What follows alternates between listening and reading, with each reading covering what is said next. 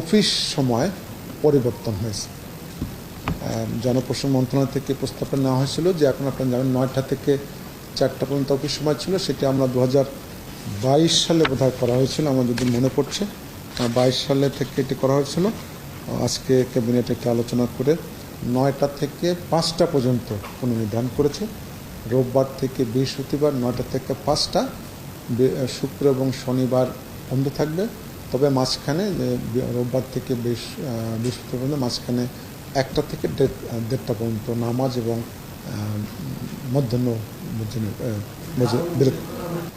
কোনটার কারণ এইটাই তো স্বাভাবিক না, একটু বুঝে নেন। আমি না আপনি বুঝতে পারছেন যে আমরা দেখেন আপনার এইটাই তো স্বাভাবিক ছিল, আমরা যে 9টা থেকে 5টা আমরা 8 ঘন্টা কাজ করব, আমরা 40 ঘন্টা আমাদের কাজ করতে, আমরা তার আগে 35 ঘন্টা কাজ করতাম, সেইটা আমরা বিশেষ ব্যবস্থা ছিল, আমরা মূল অবস্থানে আবার চলে আসলাম।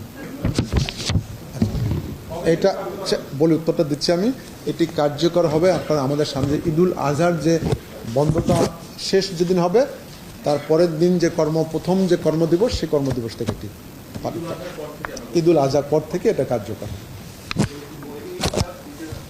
ঈদের পর থেকে, মানে কালকে থেকে না, ঈদের পর থেকে না।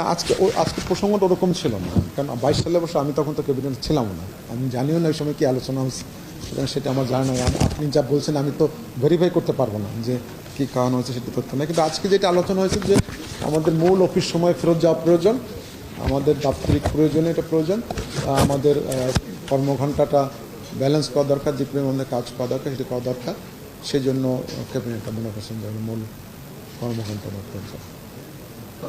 ও আচ্ছা, না এটি ছিল যে 2 মন্ত্রণালয়ের মধ্যে এত মত, মানে তাদের মধ্যে মতের একমত, মানে একটা মন্ত্রণালয় মনে হচ্ছে ওখানে হবে, আর একটা মন্ত্রণালয় মনে করছে আর এক জায়গায় যাওয়া উচিত।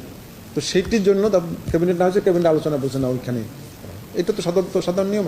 একটা প্রথম কথা হলো যে কোনো বিষয় মনে রাখবেন, ওই আমরা রুলস অফ বিজনেসে আছে, ওই মন্ত্রণালয় যদি কোনো বিষয় ক্যাবিনেটকে অবহিত করা দরকার